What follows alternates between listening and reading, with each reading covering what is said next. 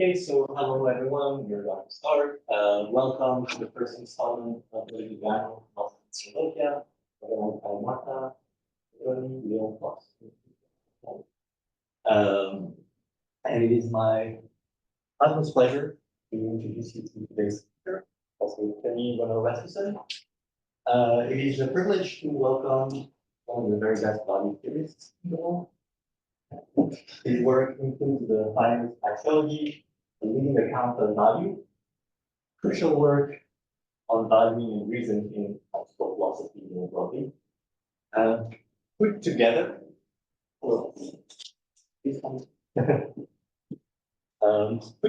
his work offers a comprehensive, coherent picture of values and reasons, which constitutes a rarity in the field. As you have guessed, Professor Toni Rønnow-Rasmussen's body of work is large for me to summarize it. I'll only mention a few publications. I'll start with his book, The Value Gap, at Oxford University Press on Read and Read For, which follows up on another monograph published with the same press on personal value. You might want more distinctions in value. Well, Toni and Wojtek Rabinovich have a paper with this very title, Distinctions in Value, in the Proceedings of the Aristotelian Society. Or given the current weather, you might be more tempted to spend some time with The Tropic of Value, published in PPR. Finally, if you'd be more interested in an account of value, you have to look at your explaining value in philosophical studies about the fitting attitude analysis. So to conclude this introduction, I could mention that Toni Rønnow-Rasmussen is a member of various prestigious academic institutions and boards, or that he's the editor of the top-ranked journal Ethical Theory and Moral Practice. But I'll just note instead that he is also a painter and a novel writer. Before asking you to please welcome Toni.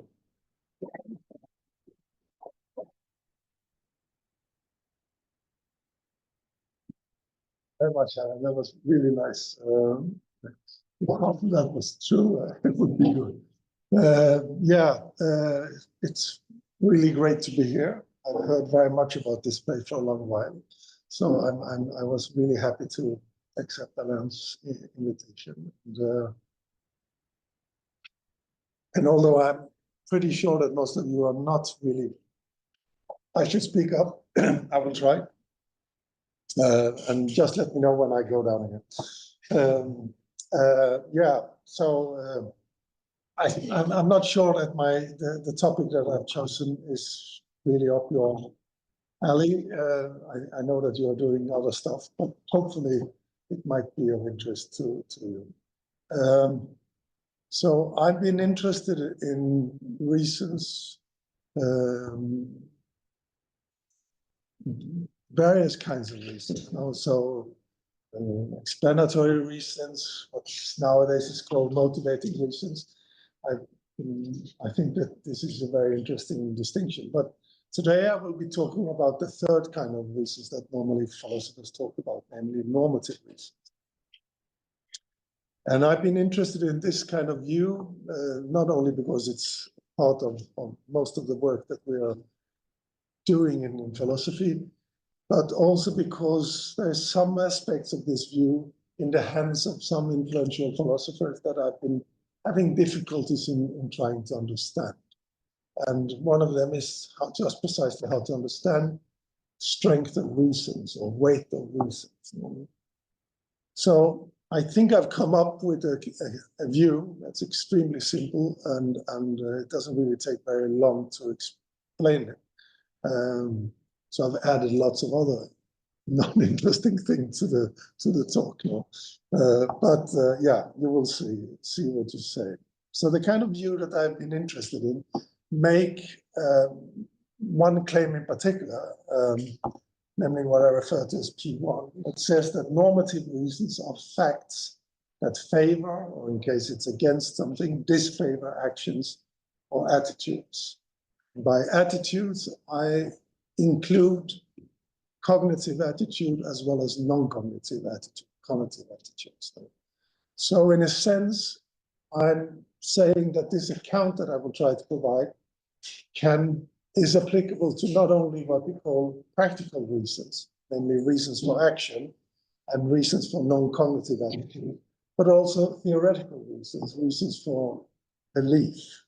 Now, I'm a practical philosopher, so most of my examples concern practical issues now.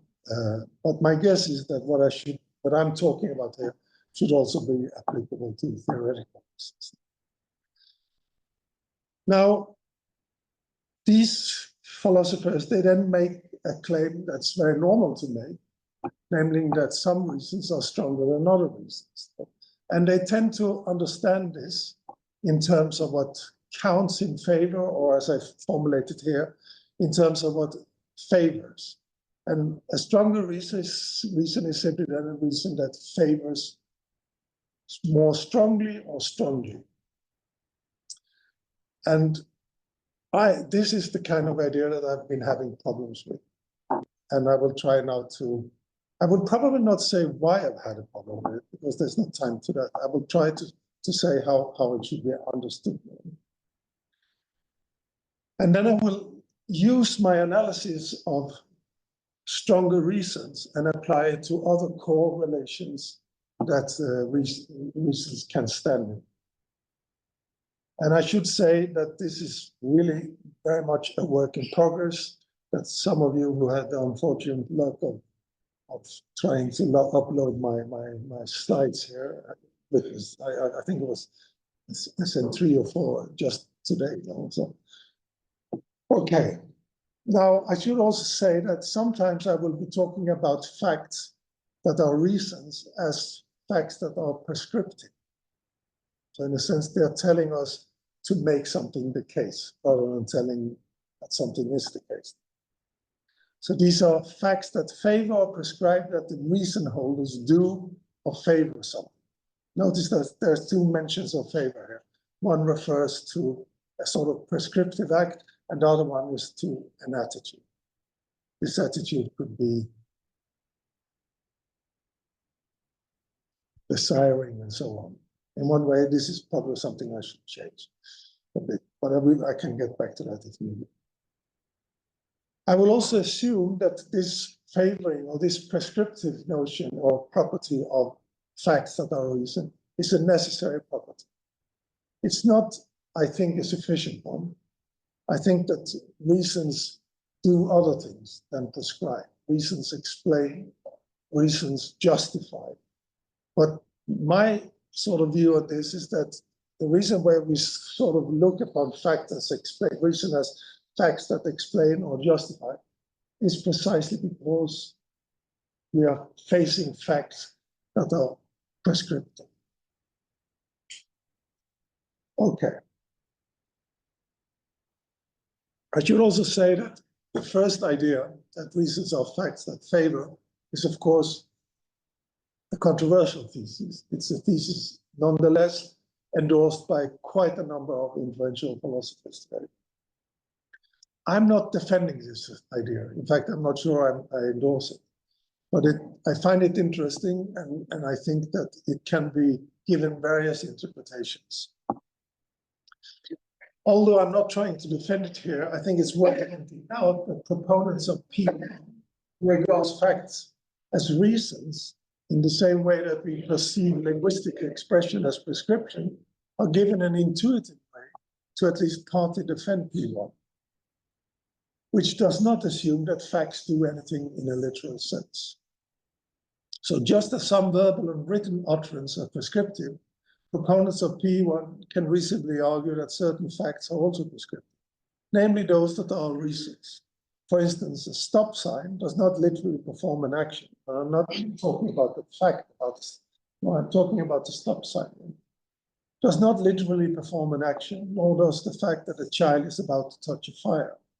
Notwithstanding, in both scenarios, arguably, we are dealing with prescriptions, where that which mediates the prescriptive communication does not perform any action at all. I don't think that this is true about all facts that are reasons, but I think it's an idea that, so I'm starting to like this idea analogy between facts and speech acts. There are obvious problems, like with all analogies, but as I said, I'm not going to be concentrating on P1. I should also say that people that endorse these views, like for instance, Derek Parfit or Tim Scanlon, they are quite liberal about the kind of facts that are reasons, about the nature of these facts. Also, these facts might be facts about values. There might be facts about obligations, that is, some normative notions, no?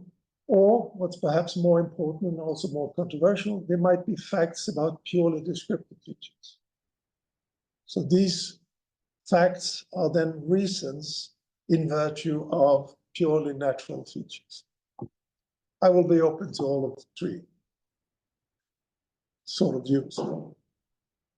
I should also say that not all perspectives on reason, and particularly reason strings, are really compatible with the approach to strength that I'm going to develop there. Having particularly in mind certain subjectivist views that take strength of reasons to be understood in terms of the intensity of the subject's attitude. So the more I desire something, the stronger the reason.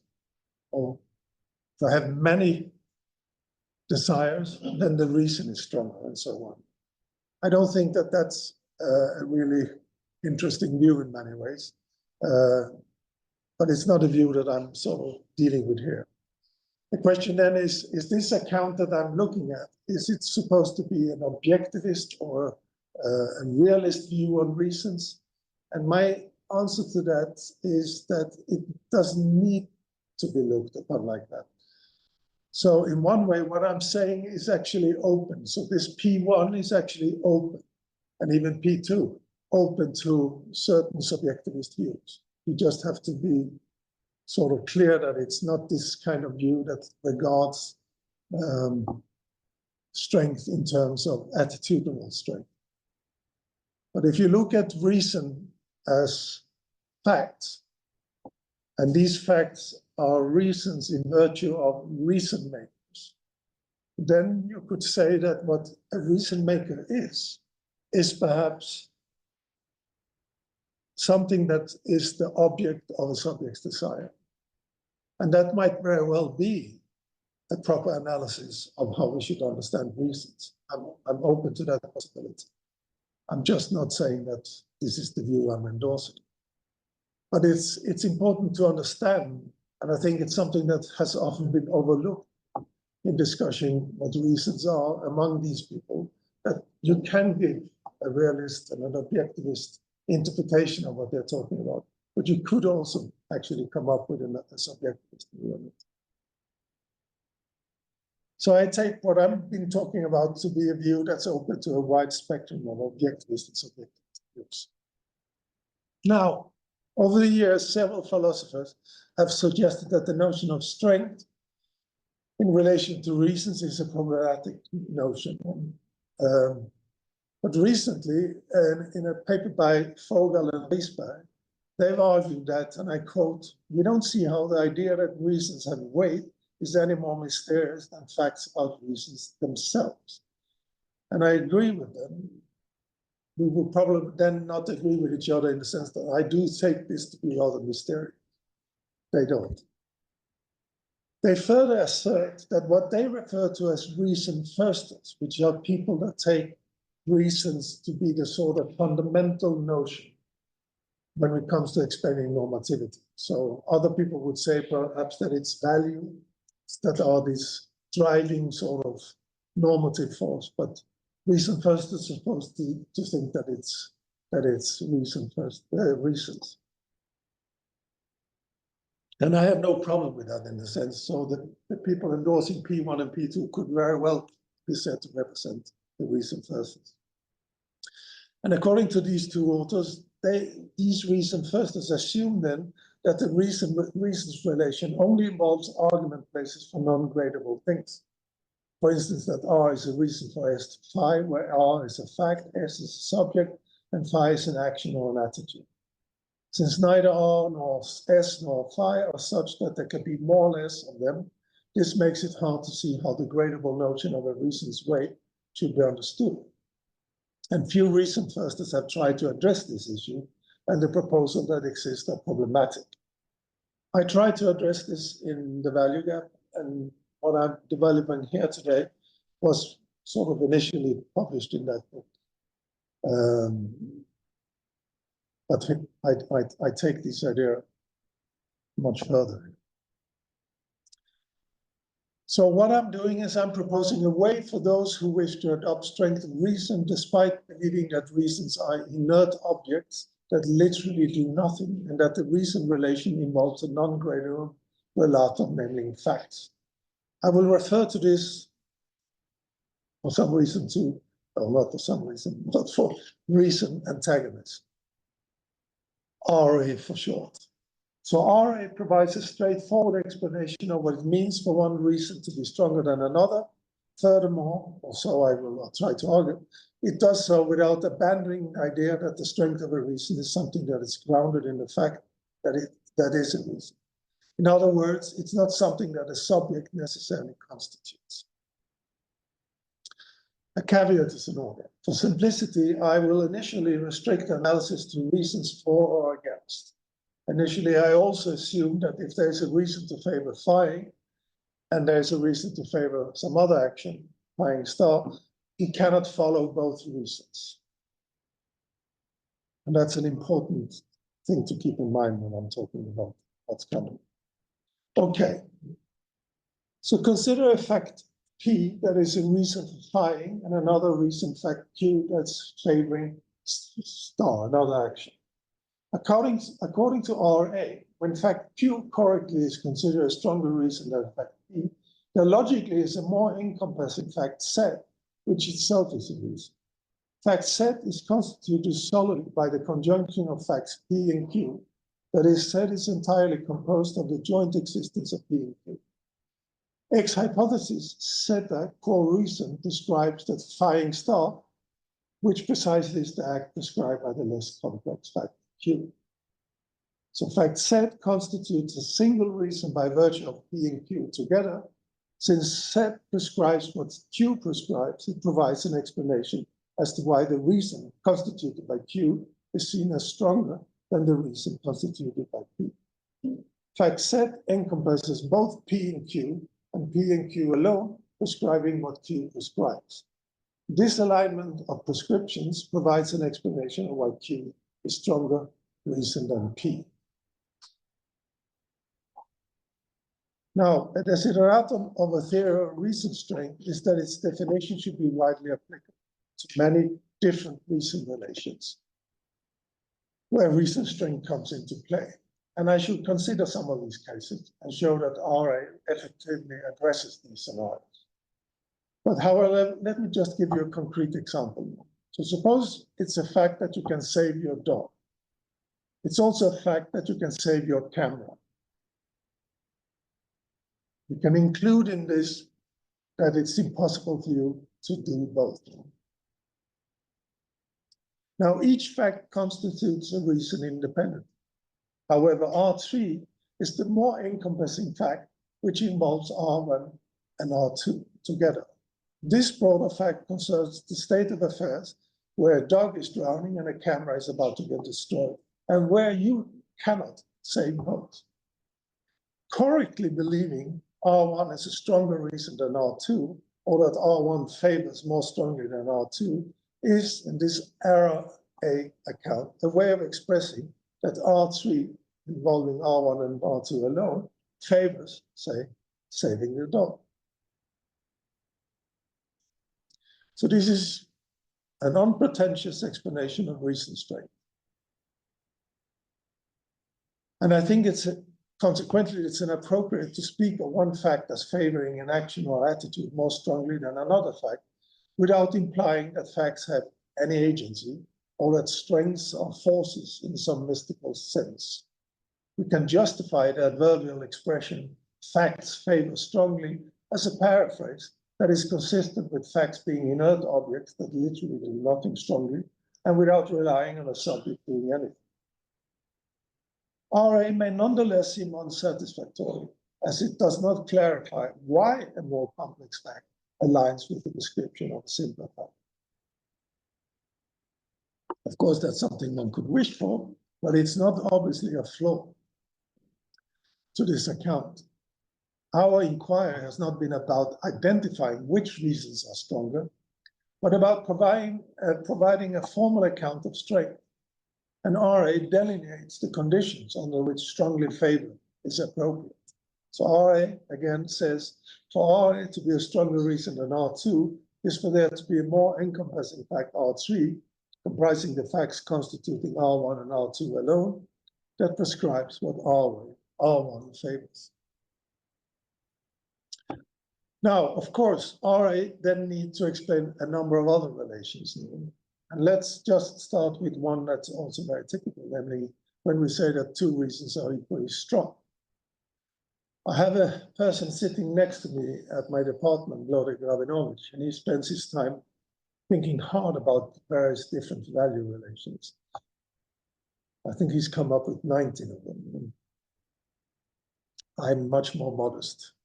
So I'm stealing some of his ideas and I'm applying them to reasons.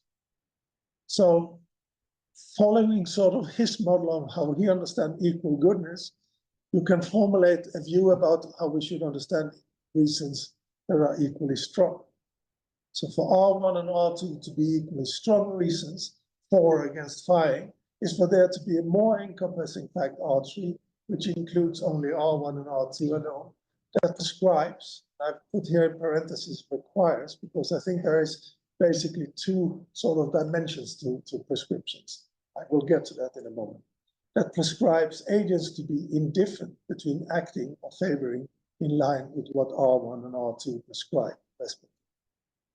I think this sort of view is interesting. No? There's one problem with it, is that it involves the notion of indifference. And indifference is not an easy idea to sort of get hold of. No? Lodek has a tendency, or not a tendency, he understands this in terms of equal preferences.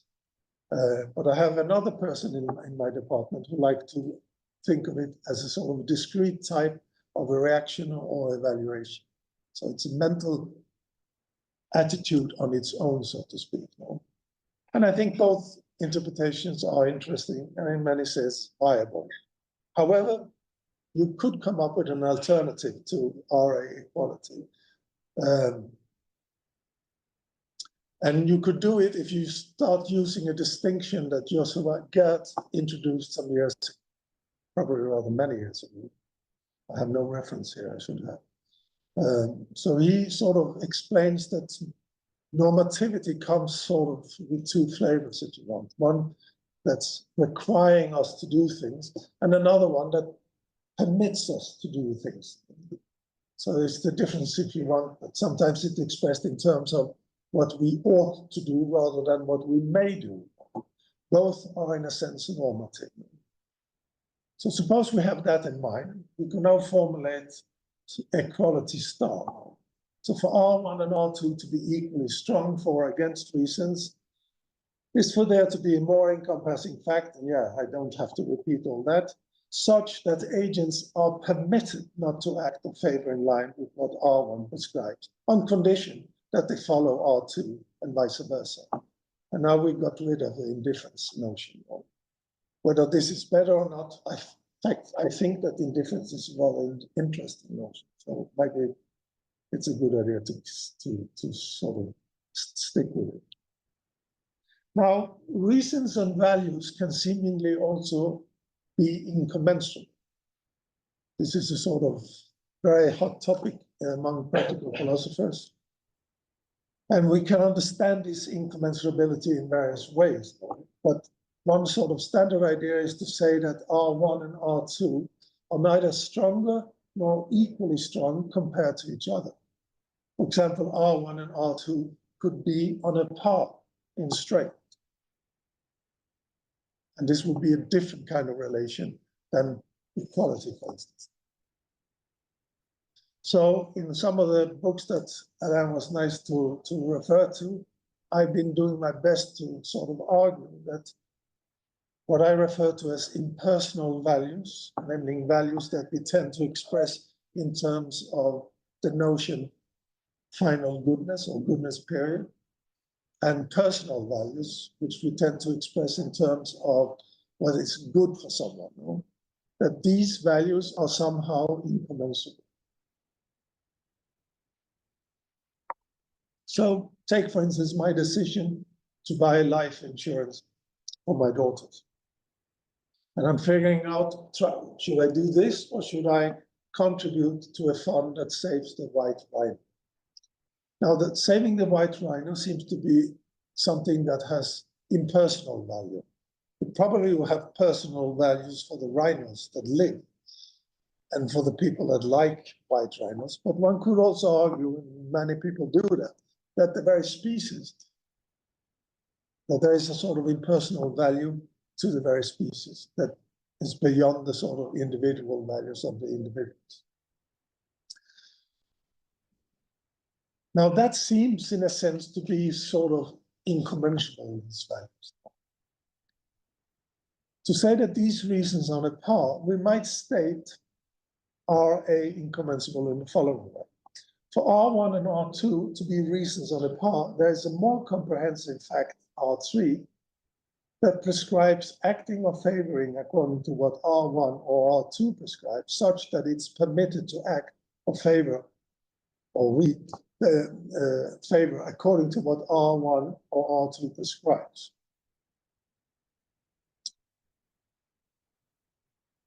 Yeah.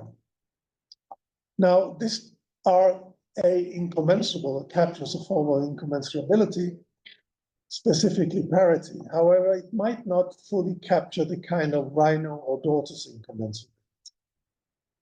So RA commensurable offers some guidance, allowing preference for either option. Alternatively, we might describe a situation where permitted actions respond to a fact that is somehow inexplicable due to strongly incommensurable reasons. There are basically two kinds of incomparability cases, a strong and a weaker one.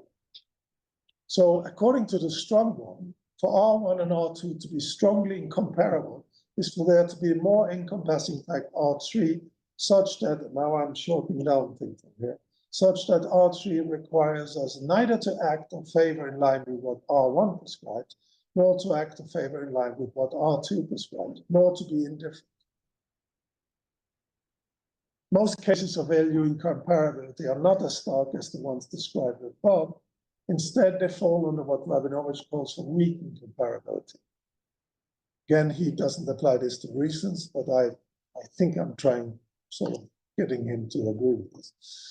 So RA weak would say then the following. For R1 and R2 to be weakly incomparable, there must be a more comprehensive fact R3, such that R3 permits, this is the kind of description that I've talked about, the other one, permits us to neither prefer acting in line with R1 over R2, nor to be indifferent.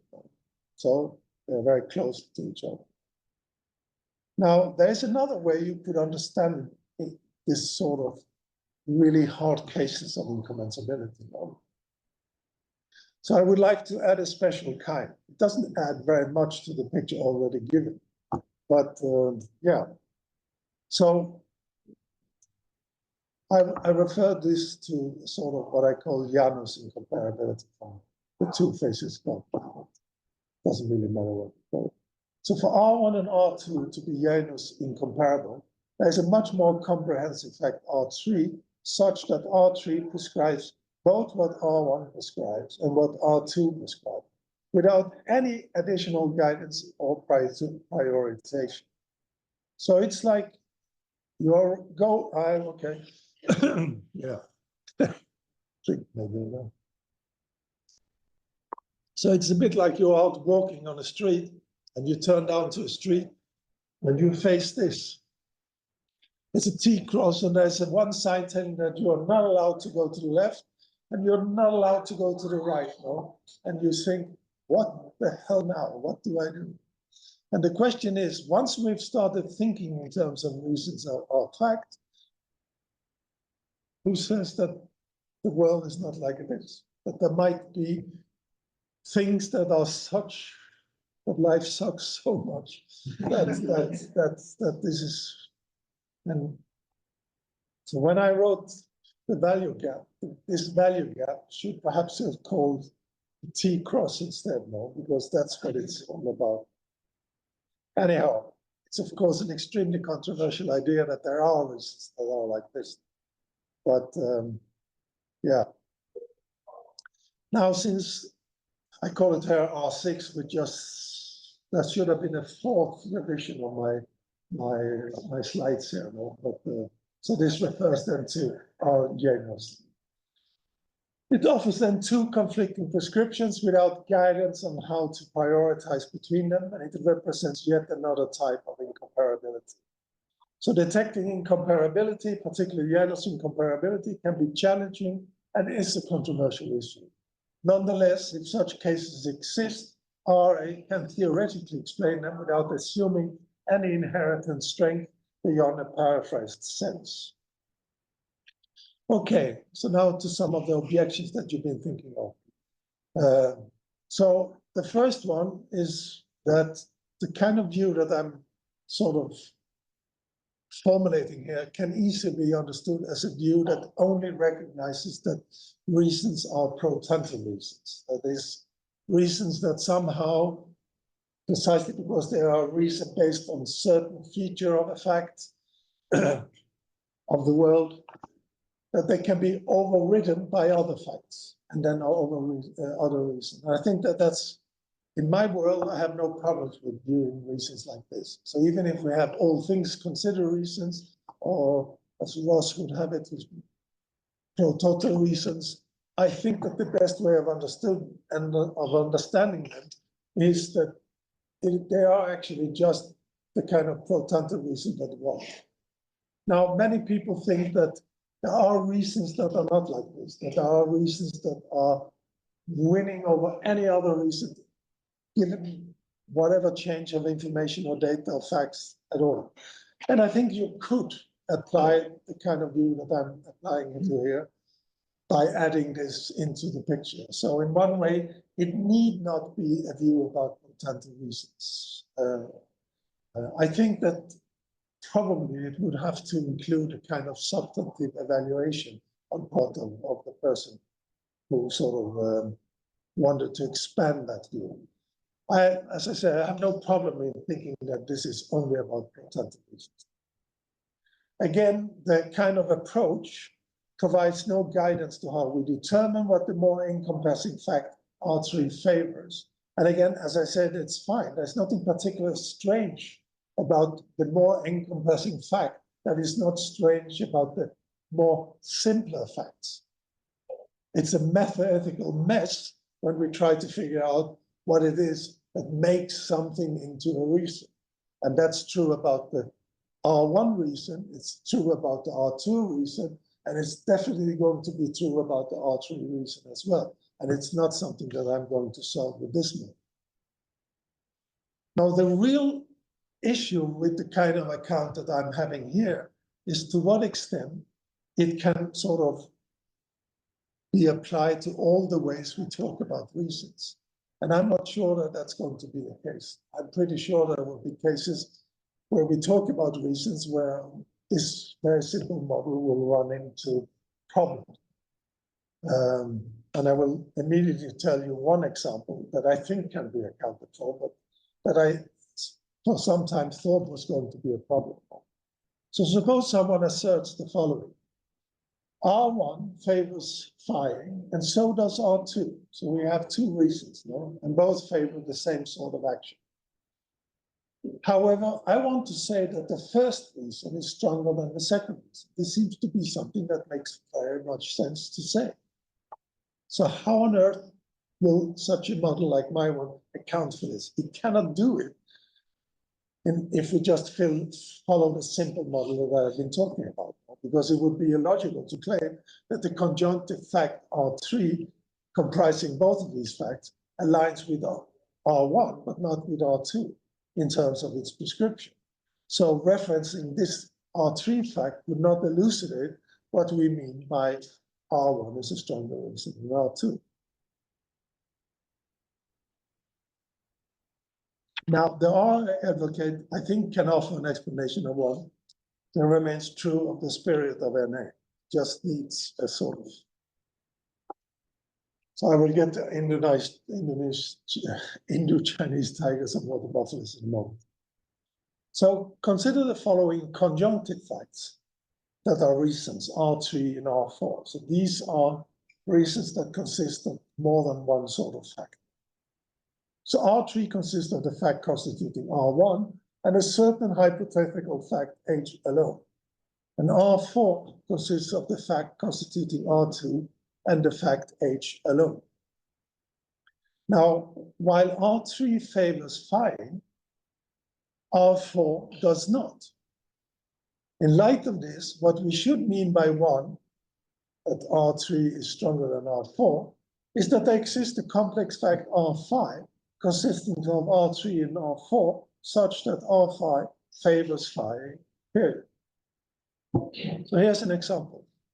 Suppose the fact that there are Indo-Chinese tigers in Vietnam. That's a reason for going to Vietnam. You don't have to agree. I think that's a reason for going to Vietnam. I wouldn't mind to go and see an Indo-Chinese tiger. There's also water buffaloes in Vietnam. I happen to be rather fond of them, so I think even a water buffalo would be interesting to see. So that's also a reason. Now, what could I mean by saying that the first one is stronger than the other one? Yeah, so suppose the hypothetical fact is that there's a 50% chance that one of these species will have disappeared once I get there. Now, thinking that there are much less tigers than water buffaloes, I would still probably take the chance to go to Vietnam, even if there was a 50% chance that I would not see a tiger though. Things would be a bit different with the water buffaloes. I think there are rather many water buffaloes, and I don't need to go to Vietnam to see it. So here, suddenly, it would not be a reason for going there. No? So now, this would be one way of understanding what two reasons that are pointing for the same sort of action, what that would mean. And I think you can take this, you can even formulate this, not necessarily in terms of a hypothetical fact that's not a reason, you can actually introduce and formulate it in a bit better way than I've been doing here now. So here's an alternative. And let's just now keep the numbers of reasons down. So let us simplify matters and let R3 be a reason that's not constituted by R1 and R2. So it's a different reason. So what RA star would tell us is that for all reasons R3 against phi, if R2 and R3 is a reason for phi, then so is R1 and R3. Now, what happens is that there is, for some reason, R3 against phi, R1 and R3 is a reason for phi, but R2 and R3 is not. Here's an example that my wife wouldn't want to hear. The fact that I'm hungry for apples and that apples are healthy food, yeah, that I would say is a reason for eating apples. That I have to pay money for the apples is a reason for disfavoring eating apples. While the latter fact and the fact that I'm hungry results in me having a reason for eating apples, the fact that apples are healthy food and cost money is not a reason for eating apples. That's supposed to be a bit funny, this example, but I tend to put away the healthy stuff as soon as I see that there's a cost to them. But I think you can apply it, you can find your own examples. But still, I think that this could work.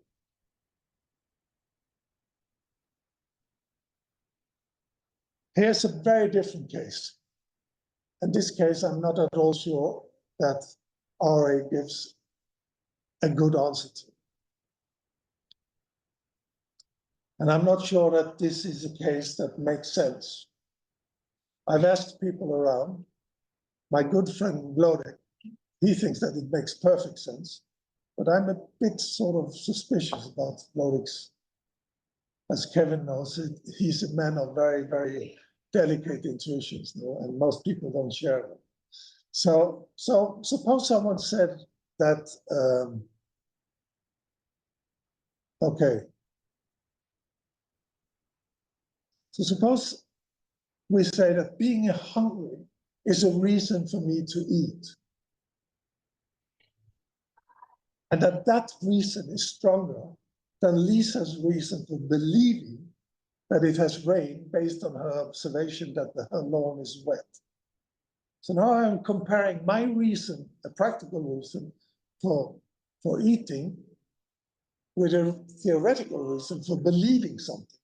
And I'm having the nerve to say that my reason is stronger than her reason. Does that make sense? And it turns out that rather many people will say, no, that doesn't make sense. And at best, this is an example of incommensurable reasons. But it's rather easy to change that example so that it has the same sort of model, but so it's just about my reasons and someone else's reasons. And then their intuition starts to sort of, they're much less sure on this. I'm not sure what to say about it. So the question is, could I come up with a solution of how RA would take care of this? Perhaps it takes some ingenuity. And here we go. So suppose we say that being hungry is a reason for me to eat, or for Lisa to believe that it's raining. And we say that the fact that the lawn is wet is a reason for Lisa to believe it's raining, or for me to eat. No? In this case, we may conclude that the complex fact involving both pairs of disjunctive facts is such that it prescribes that I have, say, a reason for eating period. So maybe we could model this, if that makes sense, this example, maybe we could model it along these lines, or maybe not. This is something that I'm quite not sure about. Okay, we are now getting to the very end. So if you look at how people reason when they talk about reason strength, they tend to do this in terms of substantive explanations. And you can give a variety of substantive explanations for why you as a subject think that one reason is stronger than the other. You can point to the fact that one fact contains a larger number, a larger quantity of facts than another fact. You can say that this fact contains a qualitatively different kind of value than the other facts. You could say that there are more normative features in one fact compared to another one. You could say that there's qualitatively different normative features. So one, for instance, is about promises, obligations, while another one is just about what you're permitted to do and so on. You could even point to different natural features and sort of try to invoke these in order to explain why you think that one fact that is a reason is stronger than another fact. And I think that on a case-by-case basis, you can come up with very intuitive answers to why you think that one reason is stronger than another one. I think it's going to be very difficult on the basis of this to find a sort of principal answer that can be generalized to all cases. The best, yeah. So I think that that's going to be really hard. But my problem with the substantive explanation is not that I think that we should stop trying to do this, but we should stop thinking of it as we have a theory about what reason strength is. So I think that the main problem with substantive explanation of reason strength lies actually somewhere else. Substantive explanation gives us a kind of answer to the question. Why is it that, suddenly I use P here, why that P favors more strongly than Q does? But this answer relies on subjects having an idea of what P favors more strongly than Q stands for. For example, saying that one fact contains more pleasure than another fact intuitively explains why the subject believes that the first fact favors more strongly. But the answer itself is not an explanation of fact P favors more strongly. That answer might now be given by RA. Thank you.